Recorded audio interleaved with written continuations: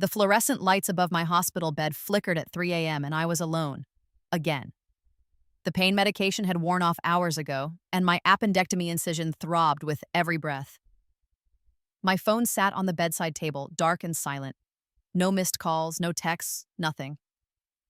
I reached for it anyway, my fingers trembling, and scrolled through my contacts. Mom, Dad, Jessica. My finger hovered over Mom's name before I pulled back. A bitter laugh escaped my lips, immediately followed by a wince as the movement pulled at my stitches. Why was I surprised? This was exactly what they'd done in my first life, too. Yes, my first life. Because 3 months ago, I died. And then I woke up as my 17-year-old self, with 28 years of memories burning in my mind like a brand. I remembered everything. Every slight, every betrayal, every moment I'd been cast aside for my perfect older sister.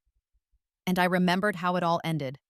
Alone in a hospital room much worse than this one, dying of complications from an illness no one had bothered to help me treat, while my family celebrated Jessica's engagement party across town. But this time would be different. This time, I knew exactly what kind of people they were. And this time, I wouldn't make the same mistakes. The nurse who checked on me at dawn found me sitting up, dry-eyed and calm. "No one came?" she asked gently, pity evident in her voice. "No," I said simply, but that's okay. I can take care of myself." I could see she wanted to say more, but I gave her a smile. Not bitter, not sad, just knowing. She squeezed my hand and left, and I sat there in that hospital bed, planning. By the time they finally showed up at noon, a full 16 hours after my emergency surgery, I had already made my first move. My mother breezed into the room with Jessica trailing behind her, both of them carrying shopping bags. Nordstrom, Saks Fifth Avenue. They'd been shopping while I recovered from surgery alone. "Oh, Lily, you're awake," Mom said brightly, as if this were a pleasant surprise rather than an expected outcome of surgery. She was perfectly coiffed as always, her highlighted hair gleaming, her makeup flawless. We would have come sooner, but Jessica needed a dress for the university mixer next week, and you know how important these networking events are for her future. Jessica, my 20-year-old sister, gave me a sympathetic look that didn't reach her eyes. She was beautiful in that effortless way that had always made me feel invisible. Tall, blonde, graceful. Everything I wasn't. "How are you feeling, Lily?" In my previous life, I would have said fine and swallowed my hurt. I would have made excuses for them, told myself they were busy, that Jessica's future was important. I would have gotten dressed and gone home with them, and the resentment would have festered silently for another 11 years until cancer ate me alive while they planned Jessica's second wedding. But I remembered. I remembered all of it. "I'm okay," I said, my voice neutral. "The doctor said I can be discharged, but I'll need someone to check on me every few hours for the next 48 hours. The anesthesia can cause complications." "Well, of course we'll take care of you, sweetie," Mom said absently, already texting on her phone. "Jessica, help your sister get dressed. We need to stop by the club on the way home. I promised Diane I'd look at her plans for the charity gala." I watched them, these people who were supposed to love me, and felt nothing but cold clarity. This was the moment. In my previous life, I'd gone home with them. I'd been left alone immediately while they went to the club, then to Jessica's mixer, then to dinner with my father's business partners. I'd developed a post-surgical infection that nearly killed me because no one checked on me. I'd spent 3 days with a fever of 103, too weak to even call for help, before Jessica finally came home and found me delirious. They'd felt terrible, of course. They'd apologized profusely, and I'd forgiven them like I always did. Not this time. "Actually," I said calmly, "I've already arranged for someone to pick me up. You don't need to worry about it." Mom looked up from her phone, surprised. "What? Who?" "A friend from school." The lie came easily. "Her mom's a nurse. They offered to let me stay with them for a few days while I recover." Jessica frowned. "Lily, don't be ridiculous. You should be home with family." The irony of that statement almost made me laugh. Instead, I just shrugged, carefully mindful of my incision. It's already arranged. They'll be here in an hour. Well, I think that's very inconsiderate, Mom said, her voice taking on that sharp edge I knew so well. We took time out of our busy schedules to come get you, and now you're telling us you don't need us? There it was. The guilt trip. The manipulation that had controlled me for my entire first life. I appreciate you coming, I said, keeping my voice level. But since you have so much to do today, this works out better for everyone, doesn't it? I could see the confusion on their faces. This wasn't how I usually acted. Normally, I would have been apologetic, eager to please, desperate for any scrap of their attention. But that Lily had died. This Lily knew exactly what they were worth. Mom's eyes narrowed. If this is about us not staying last night, it's not about anything, I interrupted. I just want to make things easier on everyone. You should go. I know how important the club meeting is.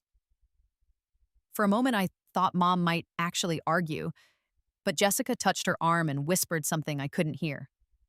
Mom's expression shifted and she smiled, that bright fake smile she used when she was annoyed but didn't want to show it. Well, if you're sure, she said coolly, we'll check on you in a few days. They left within minutes, barely pausing to kiss my forehead. The relief I felt as the door closed behind them was overwhelming. But I wasn't really staying with a friend's family. That had been a lie to get them to leave. What I was really doing was something far more important, establishing my independence. Because I'd learned something crucial in my first life. The less they had to do with me, the less they could hurt me. And the less they controlled, the more I could plan. I waited an hour, then called an Uber. I had money, not much, but enough.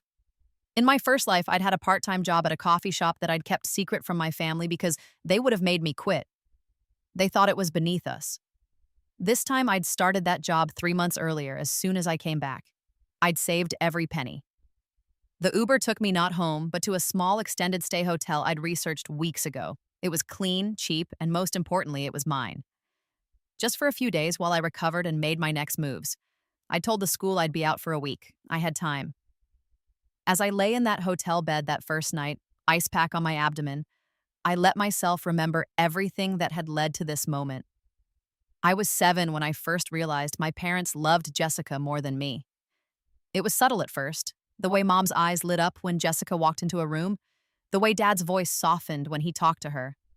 Jessica was 3 years older, beautiful, charming, talented. She played piano and sang like an angel. She got straight A's without trying. She was everything they'd ever wanted in a daughter. And then there was me, ordinary Lily. I wasn't ugly, but I wasn't beautiful. I was smart, but I had to work hard for my grades. I tried piano and couldn't master it. I tried singing and was just okay. I tried everything, desperate to find something that would make them look at me the way they looked at her. But nothing worked. By the time I was 10, the subtle preference had become overt favoritism. Jessica got a trip to Paris for her 13th birthday. I got a card and a cake from the grocery store. Jessica got a car for her 16th birthday. I was told I could save up for one myself. Jessica's college tuition was paid in full. I was expected to get scholarships. It's not that we don't love you, Lily, Mom told me once when I was 14 and crying over being excluded from yet another family event because there were only 3 tickets and Jessica really wanted to bring her boyfriend. It's just that Jessica has so much potential. We have to invest in her future. You understand, don't you? I understood. I understood that I was the spare, the afterthought, the child they'd had because they thought Jessica needed a sibling, but who had turned out to be disappointing in comparison. The emotional neglect was one thing, but it got worse as I got older.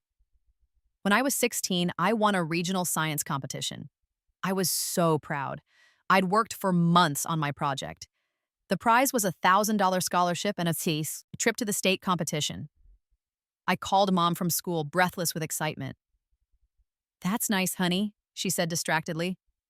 Listen, can you catch a ride home with someone? Jessica's car broke down and I need to go pick her up. She has a date tonight. She never asked about the competition again.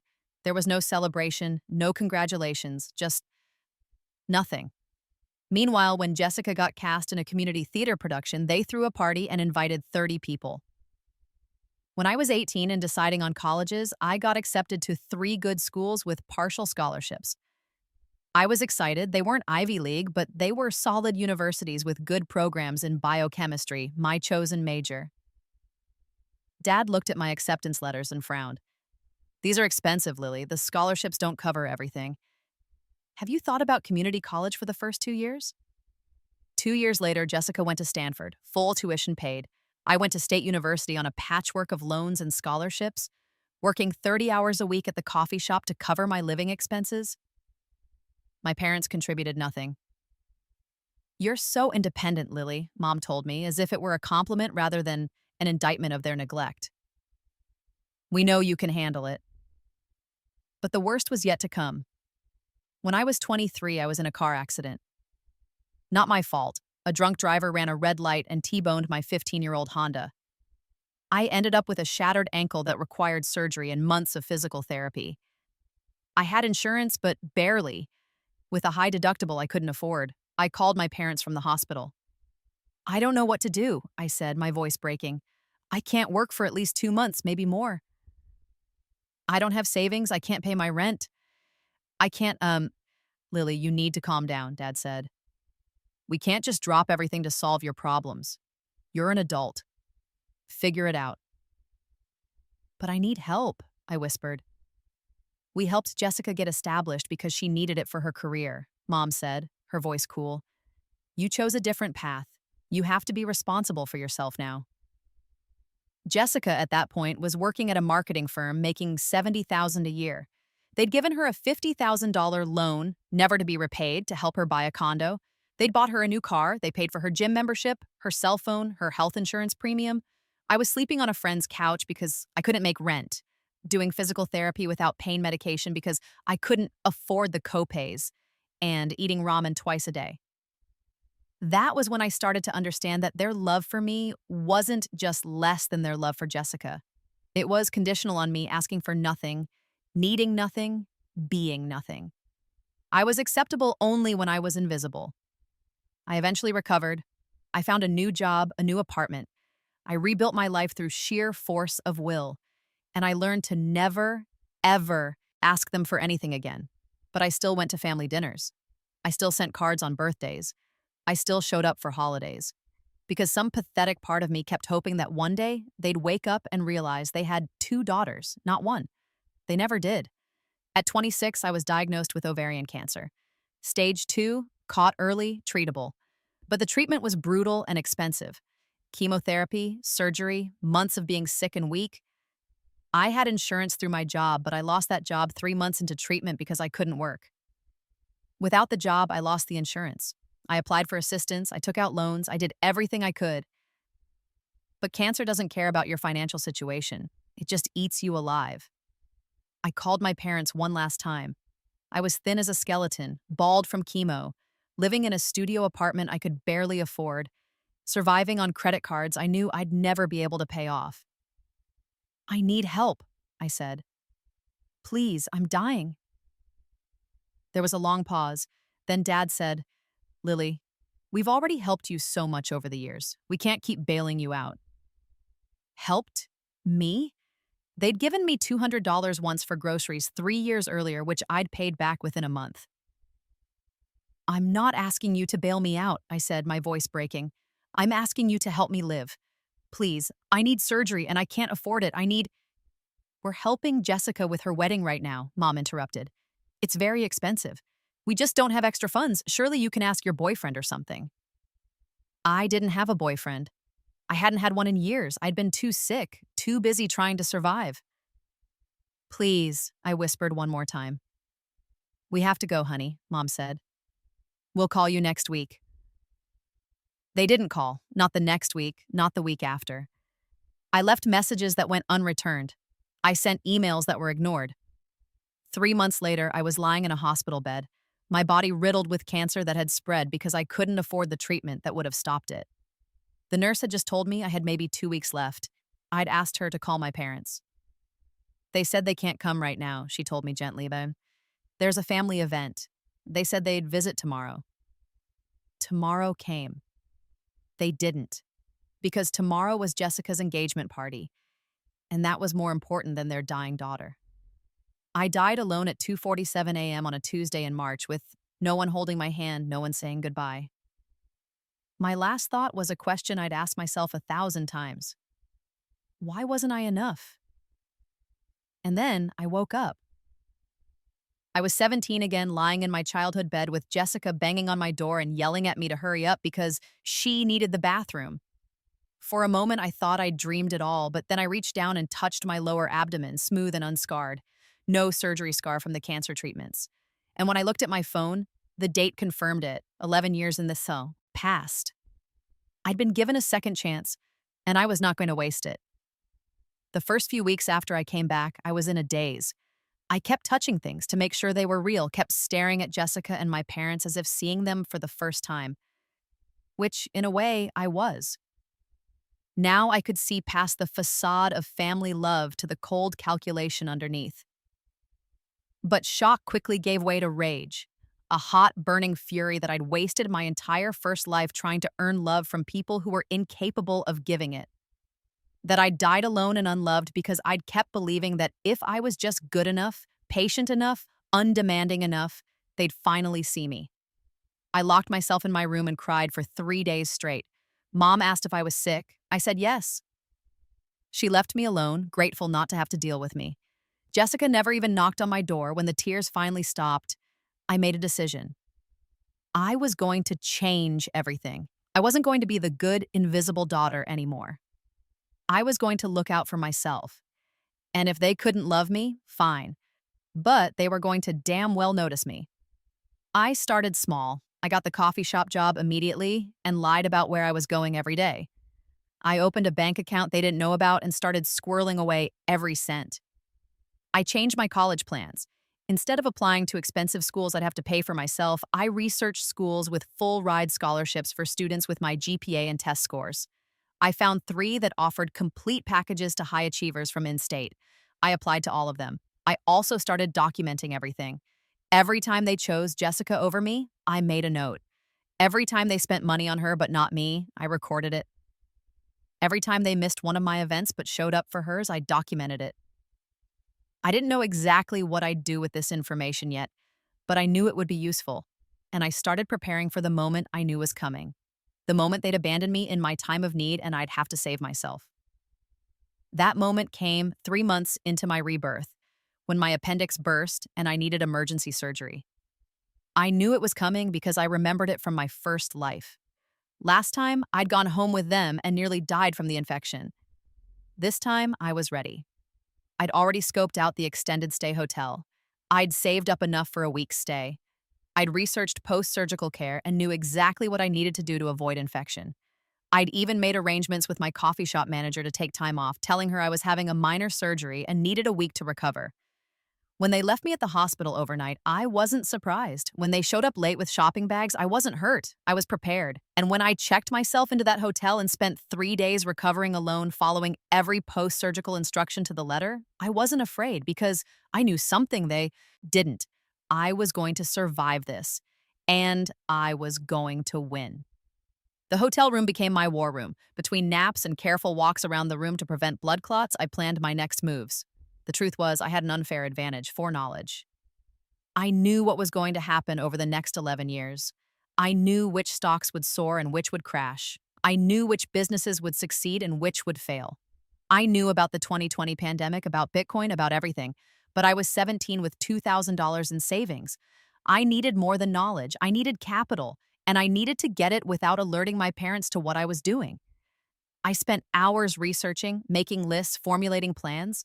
By the time I checked out of the hotel a week later, I had a roadmap for the next 5 years of my life. First priority, money. I needed more than what I could make at the coffee shop. In my first life, I'd done some freelance writing in college to make ends meet. It hadn't paid much, but it had been something. This time, I was going to take it seriously. I spent the next month building a portfolio of sample articles. I pitched them to online magazines and blogs that I remembered had been desperate for content in this era. Within 2 weeks, I had my first paying assignment, a 2,000-word article about study techniques for a college prep website. They paid me $150.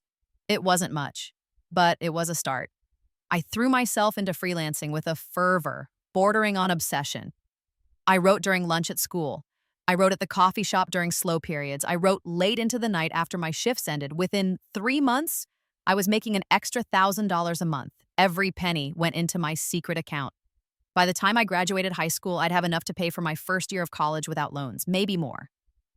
At home, I became a ghost.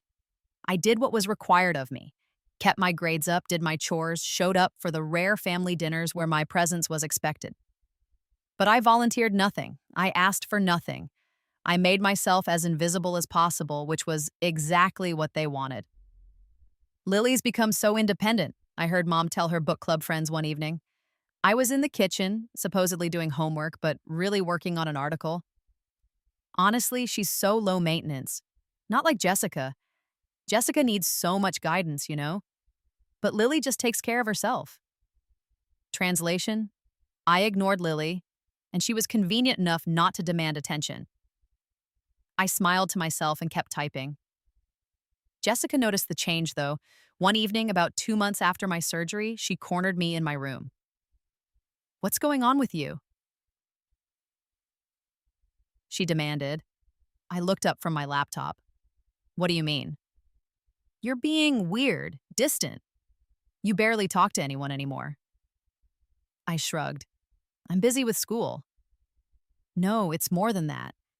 It's like you don't even care about being part of this family anymore." The irony of that statement, coming from the golden child who'd gotten everything while I got nothing, was almost too much. But I kept my face neutral. "I care," I said simply, "unless I'm just focused on my future.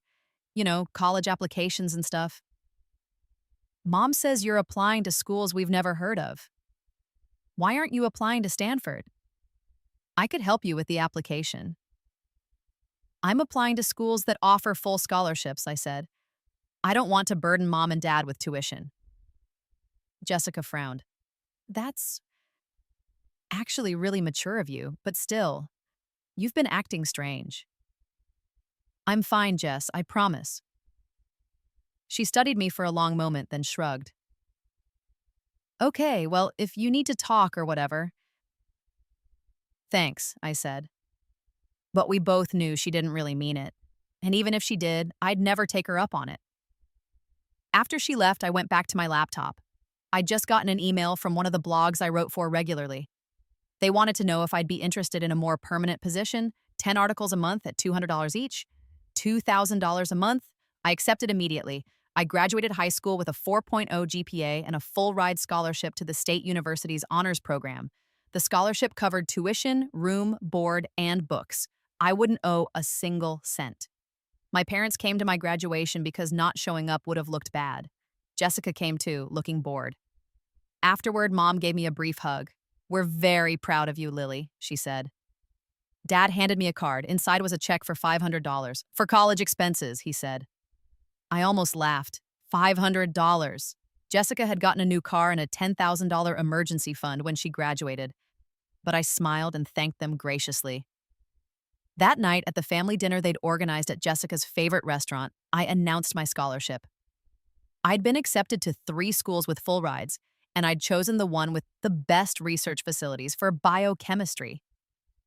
"That's wonderful, honey," Mom said absently, checking her phone. "I'm so glad you found a way to pay for school." Jessica raised her champagne glass. She was 21 now. I was still 17 for another month, so I had water. "To Lily, the independent one."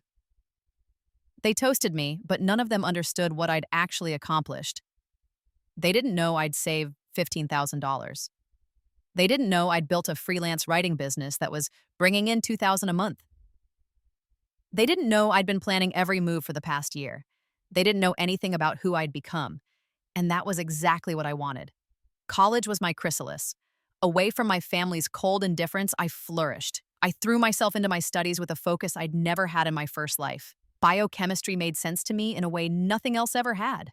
The elegant logic of molecules and reactions, the way everything fit together in perfect chains of cause and effect. But I also had something most college students didn't: perfect foreknowledge of the next 4 years. I knew which professors would be the best mentors. I knew which research labs would produce groundbreaking work. I knew which student organizations would lead to the most useful connections. And most importantly, I knew exactly what was about to happen in the financial markets. It was 2019 in my new timeline. I had a year before COVID would hit. I had 2 years before the massive bull run in tech stocks. I had 5 years before certain cryptocurrency would explode. I knew it all, but I had to be careful. I was 18, a college freshman with no obvious reason to have investment knowledge. If I did anything too dramatic, people would ask questions. So I started small. I took my 15,000 in savings and opened a brokerage account. I spent weeks researching how to explain my choices if anyone ever asked. Then I made my first investments, tech stocks that I knew would see steady growth over the next year. Nothing explosive, nothing that would raise eyebrows. Just good, solid choices that a smart college student might make. Within 6 months, my 15,000 had grown to 22,000. I didn't tell anyone. I kept writing my articles, kept up my straight A average, kept building my future piece by piece. My parents called once a month, usually to talk about Jessica's accomplishments. She'd gotten a promotion at work. She was dating someone new. She'd been featured in a marketing industry magazine.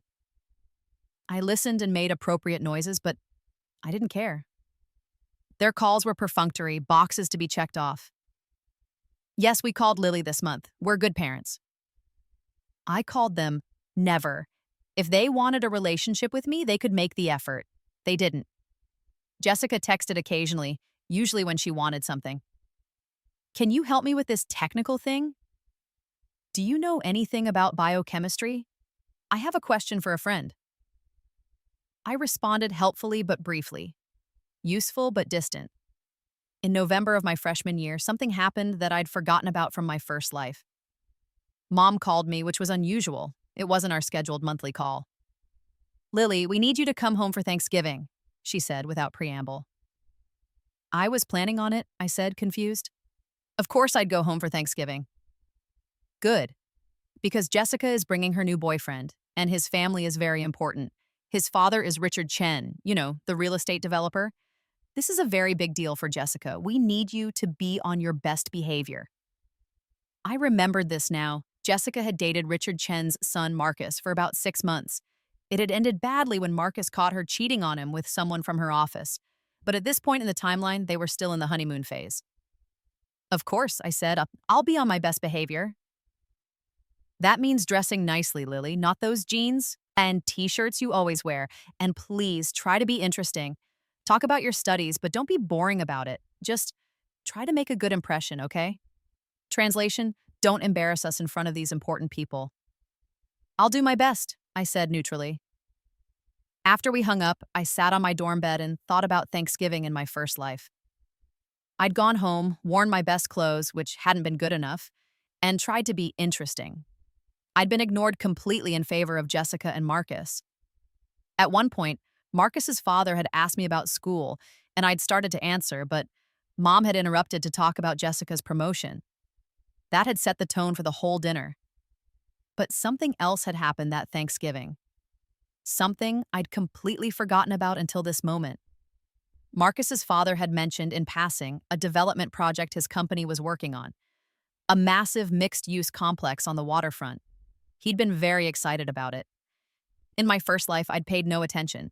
But now I remembered. That project had been a huge success. Chen Development had made hundreds of millions. And their stock, which was publicly traded, had tripled in value over the next 2 years. I smiled slowly. Maybe I should be very interested in what Richard Chen had to say about his business. Thanksgiving was exactly as uncomfortable as I remembered. Mom had gone all out, hiring caterers and decorating the house like it was a magazine spread. Jessica looked stunning in a designer dress that probably cost more than my entire semester's food budget. Marcus was handsome and charming, everything you'd want in a boyfriend for your golden child daughter. I showed up in a simple black dress I'd bought at a thrift store and altered myself. It fit perfectly, looked elegant, and cost me $20. Mom gave me a once-over and frowned, but said nothing. I wasn't embarrassing, even if I wasn't impressive. Richard Chen turned out to be a bombastic, larger-than-life man who loved talking about his business. His wife was quieter, observing everything with sharp, intelligent eyes. They also had a younger son, Kevin, who was my age and clearly bored out of his mind. Dinner was a performance. Jessica and Marcus were the stars. with mom and dad playing supporting roles as the proud parents. I was part of the set dressing, there to fill out the table but not expected to contribute much, which gave me plenty of time to watch and listen. Richard Chen dominated the conversation as I'd known he would. He talked about his business, his success, his vision for the future, and eventually, inevitably, he mentioned the waterfront project. "It's going to be revolutionary," he said, gesturing with his wine glass. "Mixed use, luxury residential, high-end retail, office space, entertainment venues. The whole waterfront is going to transform. We break ground in January." "That sounds incredible," Dad said, in that voice he used when he was networking. "What a vision." "It's risky," Richard admitted. "A lot of capital tied up, but the potential returns are massive. I'm betting everything on this project." "I'm sure it will be a tremendous success," Mom said, beaming at him. I waited until there was a lull in the conversation, then spoke up. "Mr. Chen, can I ask a question about the waterfront project?" Everyone looked at me in surprise. I could see Mom's eyes widen slightly, a warning to not embarrass her. "Of course," Richard said, looking pleased that someone was showing interest. "I've read that waterfront developments often face challenges with environmental regulations and community pushback. How are you navigating those issues?" It was an intelligent question, the kind that showed I'd actually thought about the project beyond surface level. Richard's eyes lit up. "Excellent question. Most developers don't think about that until it's too late. We've been working with environmental groups from the beginning, incorporating green spaces and sustainable building practices." He talked for 10 minutes straight, clearly thrilled to have someone asking substantive questions. I asked follow-ups, made thoughtful comments, and generally showed genuine interest. Which I had, because I was planning to invest in his company's stock as soon as possible. By the end of dinner, Richard Chen knew my name. He'd asked about my studies, seemed genuinely impressed when I explained my research interests, and had even mentioned that his company sometimes hired consultants with scientific backgrounds for environmental assessments. "You should consider it after you graduate," he said. "We could use smart young people like you." "Thank you," I said, smiling. "I'll definitely keep that in mind." As the Chens left, Richard shook my hand warmly. His wife smiled at me, a real smile, not the polite mask she'd worn most of the evening. Even Kevin, the bored younger son, gave me a nod of approval. After they left, Mom turned to me with an expression I couldn't quite read. "Well," she said slowly, "that was unexpected." "What was?" I asked innocently. "Richard Chen really took a liking to you." "We had an interesting conversation," I said with a shrug. Jessica was less subtle.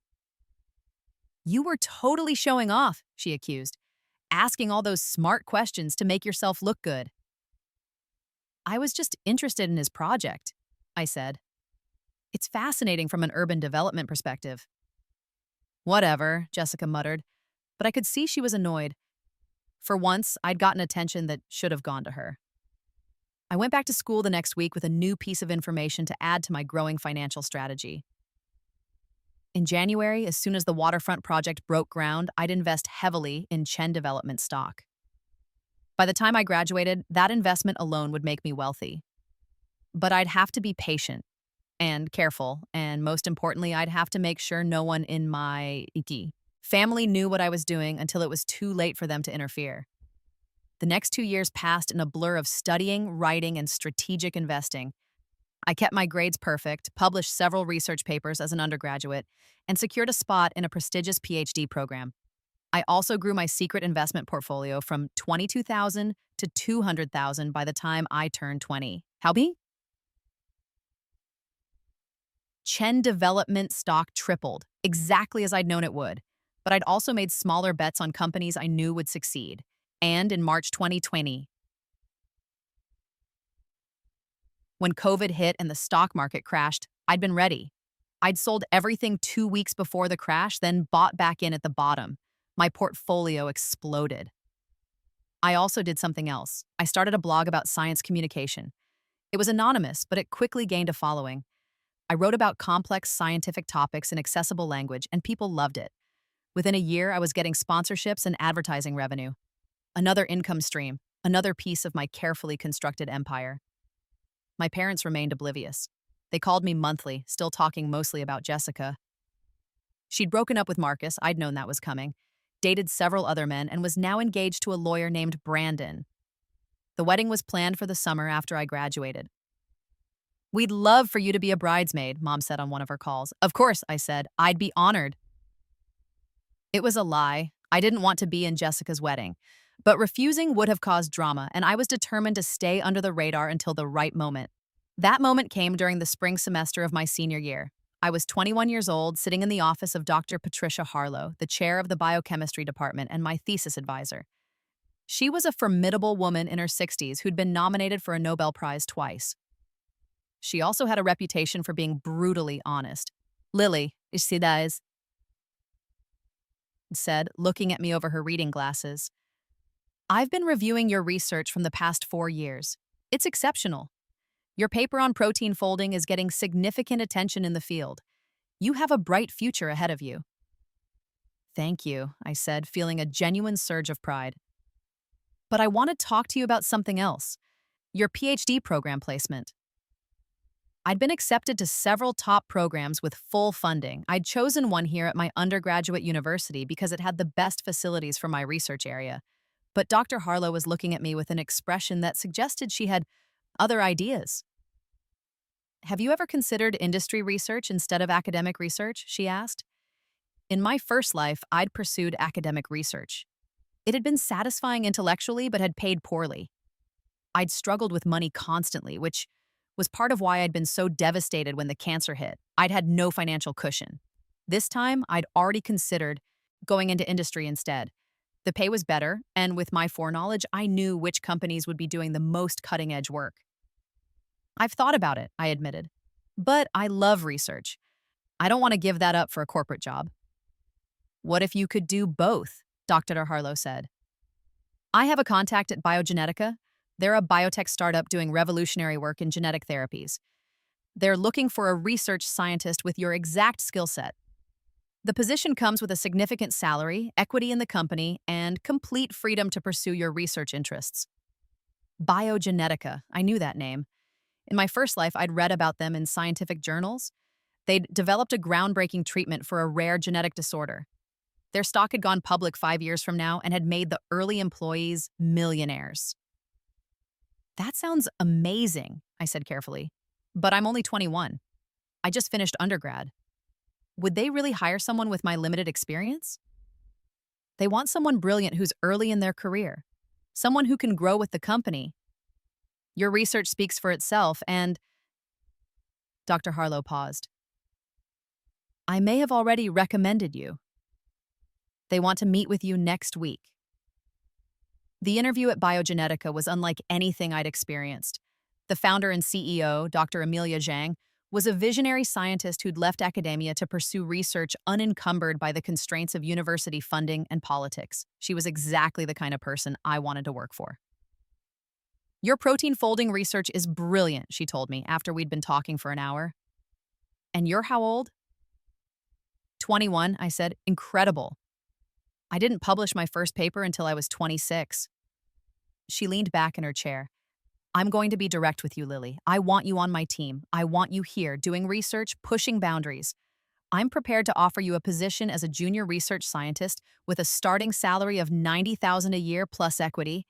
If we go public, and we will, those shares will be worth a significant amount. $90,000, more than I'd made in my entire first life before I died at 28. And equity in a company I knew would be worth billions." "When would I start?" I asked. Dr. Zhang smiled. "Is immediately too soon?" I graduated 2 weeks later. I started at Biogenetica the following Monday, and I didn't tell my parents about any of it. For the next 3 years, I disappeared into my work. I loved it in a way I'd never loved anything before. The research was challenging, innovative, groundbreaking. I was part of a team developing treatments for diseases that had been considered incurable. I was making a difference. I was also making a fortune. My salary increased every year. My stock portfolio continued to grow. I'd started investing in cryptocurrency, getting into Bitcoin when it was still under $5,000. By the time I was 24, my net worth had hit $2 million. $2 million. Me, the invisible daughter who'd died penniless in her first life. I still didn't tell my parents. They'd long since stopped asking about my life. Our monthly calls had dwindled to quarterly, then twice a year, then just holidays. They'd call on my birthday, I'd call on theirs, we'd exchange pleasantries for 5 minutes, and that was it. Jessica got married to Brandon in an elaborate wedding that cost my parents over $100,000. I was a bridesmaid, as promised. I bought my own dress. They didn't offer to pay for it. Showed up for the rehearsal and the wedding, smiled for photos, and then went home. No one asked about my life. No one seemed to notice that I looked different, healthier, happier, more confident. At the reception, one of Jessica's friends asked me what I did for a living. I'm a research scientist, I said.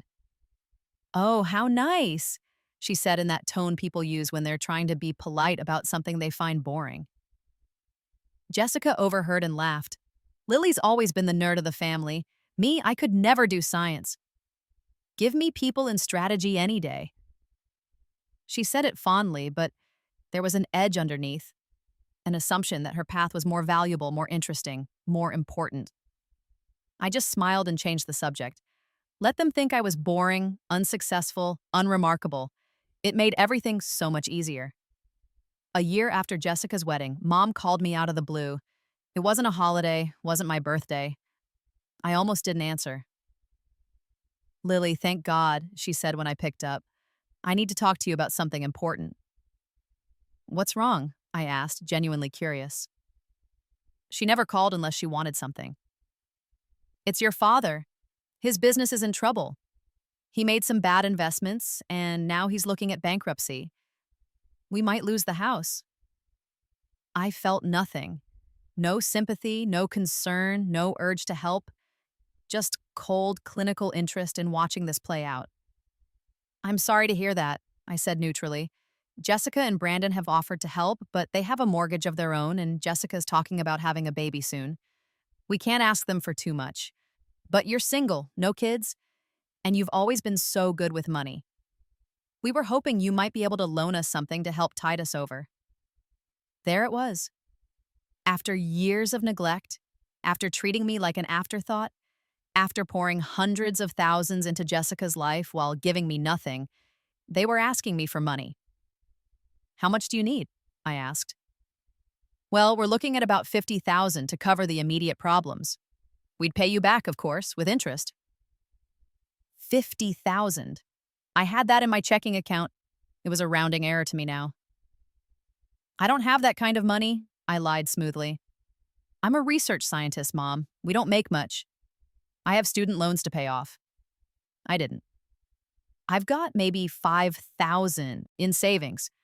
You're welcome to that if it helps. There was a long silence, then, $5,000? That's all? I'm sorry. I wish I could do more. What about your apartment? Could you take out a loan against it? I rent, I said. I didn't. I owned a condo outright. But they didn't know that. Look, I'm happy to give you the $5,000. It's everything I have. But you're my parents. I want to help. Another silence. Then Mom said in a cooler voice, That's very generous, Lily. We appreciate it. We'll pay you back as soon as we can. We both knew they wouldn't. I transferred the $5,000 the next day. It was the best money I'd ever spent because it bought me something priceless. It confirmed that they still saw me as poor, struggling, irrelevant. It kept me off their radar. Over the next 6 months, I learned through Jessica's occasional texts that they'd solved their money problems. Dad had sold some assets, downsized the business, and managed to avoid bankruptcy. They'd also sold the big house and moved into a smaller one in a less prestigious neighborhood. Jessica and Brandon had loaned them $30,000, which was being repaid in installments. I'd given them $5,000, which was never mentioned again. Perfect. They still had no idea who I really was or what I was capable of. When I was 26, Biogenetica went public. The IPO was massive. The company's value exploded. And my equity, the shares I'd been accumulating for 5 years, suddenly became worth $40 million. $40 million. I sat in my office the day of the IPO, staring at my brokerage account, and I cried. Not from joy exactly, although there was joy there. I cried because the 28-year-old version of me who died alone and broke would never have believed this possible. I cried because I'd done it. I'd beaten them. I'd won. Dr. Zhang took the whole research team out for champagne that night. We celebrated our success, our validation, our future. I got drunk for the first time in my life and went home in an Uber, giddy, and free. The next morning, hungover but happy, I made a decision. It was time for the final act. Time to stop hiding. Time to let them see exactly what they'd thrown away. But I'd do it my way. Not with confrontation or anger, but with the simple, devastating truth of my success. I started by quitting my job. Dr. Zhang was disappointed but understanding. "You've been brilliant," she told me. "Whatever you do next, you'll succeed. You're that kind of person." "Thank you," I said. "For everything. You changed my life." "You changed your own life," she corrected. "I just gave you the opportunity." Next, I bought a house. Not just any house, a stunning modern mansion in the hills overlooking the city. 5 bedrooms, 6 bathrooms, a pool, a home gym, a library. Everything I'd ever dreamed of. I paid cash. $4 million, no mortgage. Then I started a foundation, the Lily Chen Foundation for Neglected Diseases Research. I seeded it with $10 million and hired a small staff to manage it. Our mission? Funding research for rare diseases that pharmaceutical companies ignored because they weren't profitable enough. Finally, I did something petty but satisfying. I bought a Tesla Model S in midnight blue. I'd always wanted a beautiful car. In my first life, I'd driven a 15-year-old Honda until it died, then a 20-year-old Toyota that broke down constantly. Now I had a car that cost more than my parents' new house. I documented everything on social media. I'd never been active on Facebook or Instagram before, but now I posted regularly. Photos of my new house, articles about the foundation, pictures of me at scientific conferences, at charity galas, at exclusive events. I tagged my family in posts, making sure they saw everything. And then I waited. The call came 3 weeks later. Mom. "Lily?" Her voice was strange. Confused, maybe a little afraid. "Hi, Mom," I said pleasantly. I saw your posts on Facebook, that house, that foundation. Is that real?" "Yes," I said simply. "But how? You said you only had 5,000 in savings. You said you were struggling to pay off student loans. How do you have a house like that?" "Oh, I don't have student loans," I said. "I graduated debt-free on a full scholarship, remember?" "But the money—" "I've been investing since college. I also had equity in Biogenetica, the company I worked for. They went public last month. I did quite well." Silence, then, how well?" "Well enough," I said vaguely. "I'm comfortable." "Lily, that house had to cost millions." "And the foundation, you're saying you funded a foundation?" "I did. $10 million to start. I'll add more each year." I could hear her breathing, fast and shallow. She was doing the math, trying to understand how the daughter she'd dismissed as a failure could have this kind of money.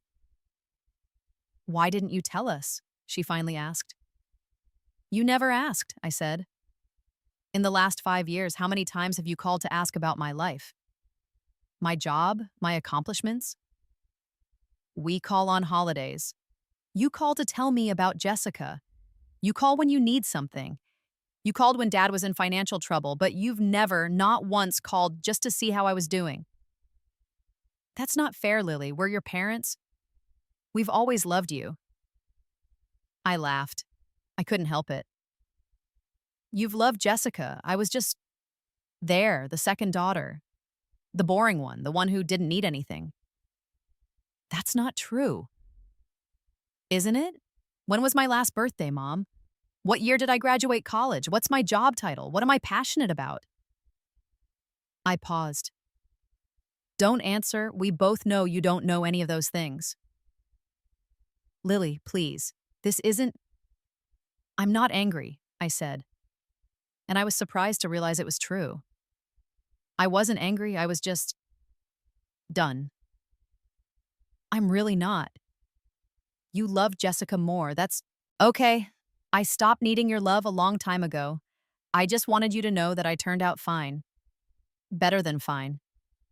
I'm happy, Mom. I'm successful, and I did it all without you. I hung up before she could respond. Jessica called an hour later. What the hell, Lily? Mom is freaking out. She's crying. She says you were cruel to her. I told her the truth, I said. The truth? The truth is that you've been lying to us for years. You let us think you were poor and struggling. You took $5,000 from Mom and Dad when you had millions. Do you know how that makes them feel? I gave them $5,000 because that's what I thought our relationship was worth, I said coldly. And yes, I let you think I was struggling. Because the one time I actually was struggling, in my first, I caught myself. When I needed help, you all made it very clear that I was on my own. So I learned. I became self-sufficient. And now you're mad because I didn't share my success with you? We're family. Are we? I asked. When's the last time you called me, Jess? Not to ask for help with something, but just to talk to see how I was? Silence. Exactly, I said. Look, I'm not trying to hurt anyone. I'm just living my life. You're all welcome to be part of it, but only if you actually want to be. Not because you want something from me, not because you feel guilty, but because you genuinely care. Of course we care. Then prove it, I said. Prove that you love me for who I am, not for what I can give you. I hung up on her too. Dad called next, but I didn't answer. He left a voicemail asking me to call back saying we needed to talk as a family.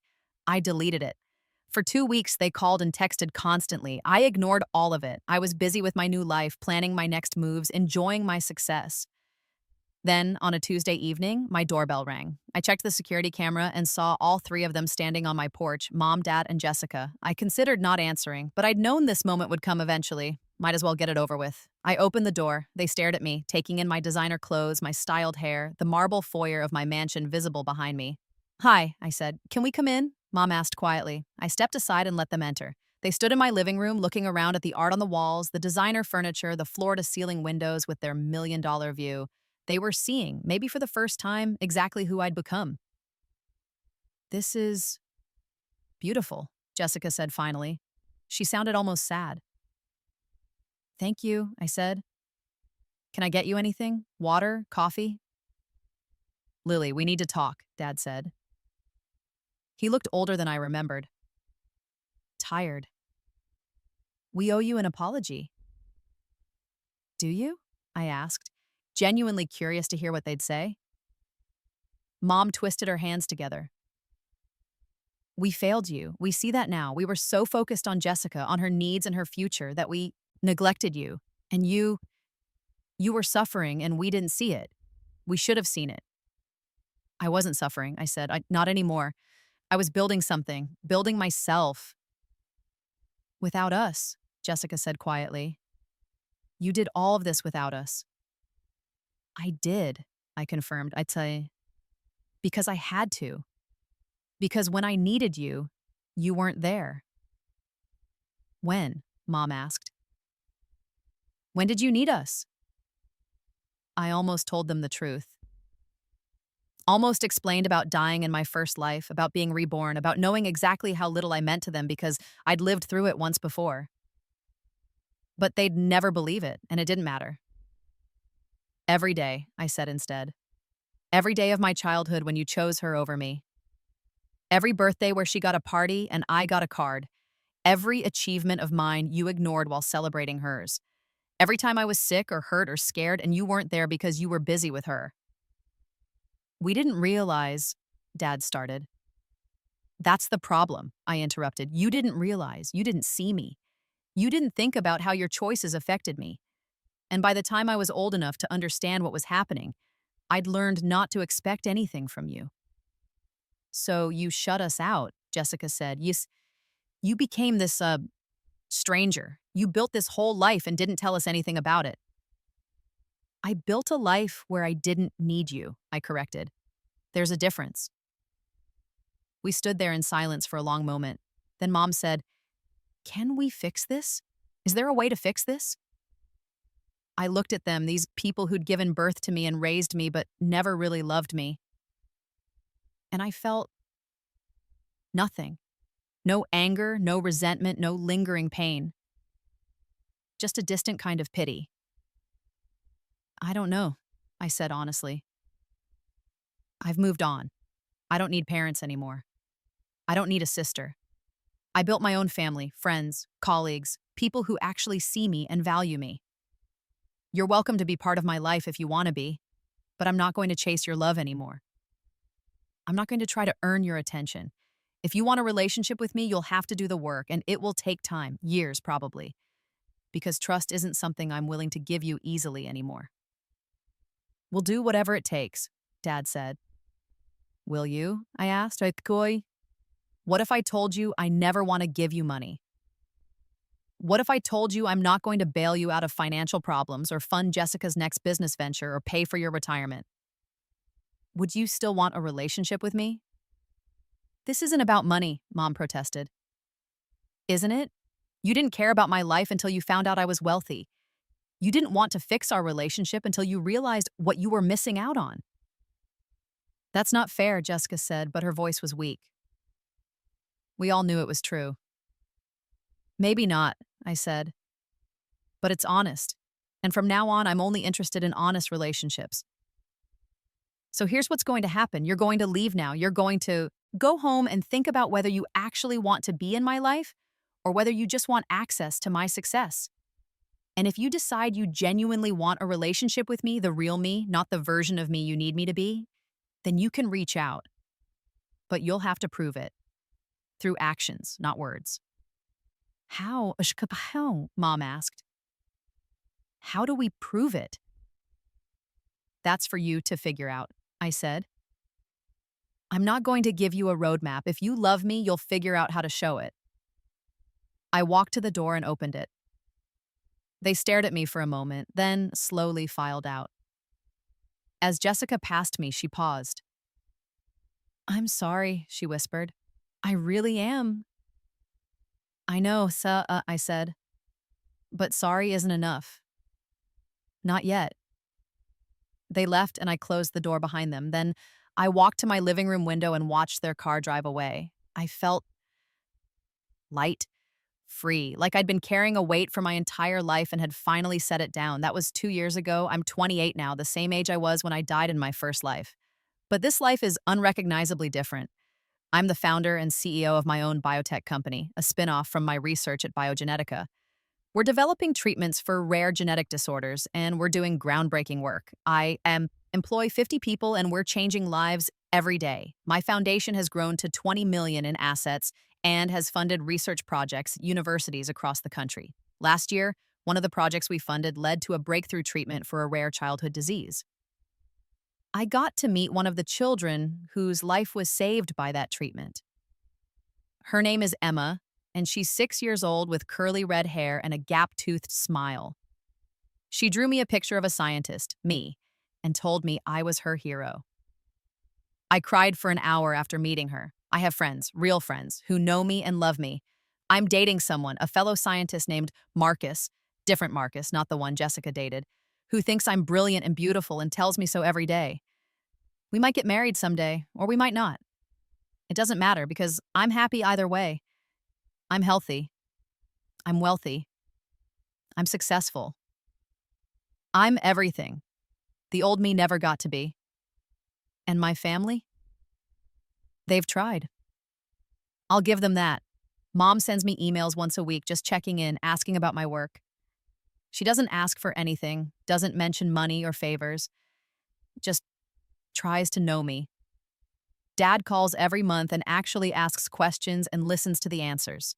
He's reading books about biochemistry so he can understand my work. It's awkward and stilted, but he's trying. Jessica is the most persistent. She shows up at my office sometimes with coffee, wanting to talk. She asks about my research, my relationship, my life. She tells me about hers, the struggles with her career, the fights with Brandon, the therapy she started to deal with her own issues. She's trying to build a real sisterly relationship, and sometimes I let her.